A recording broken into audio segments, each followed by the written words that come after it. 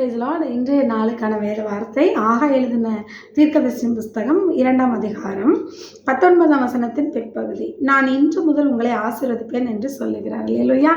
இன்று முதல் from today onwards God is going to bless you. ஹல்லேலூயா. ஒருவேளை நான் இன்னும் ஆசீர்வதிக்கப்படலை, என்னுடைய வாழ்க்கையில் ஆசீர்வாதமே இல்லை, நான் எப்போ தான் ஆசீர்வதிக்கப்படுவேன், எப்போ என்னை ஆண்டவர் ஆசீர்வதிப்பார், இப்படி நிறைய கேள்விகளோடு நீங்கள் இருந்தீங்கன்னா ஆண்டவர் சொல்கிறார், டுடே ஃப்ரம் டுடே இன்றையிலிருந்து நான் உன்னை ஆசீர்வதிக்க போகிறேன்னு சொல்கிறாரு.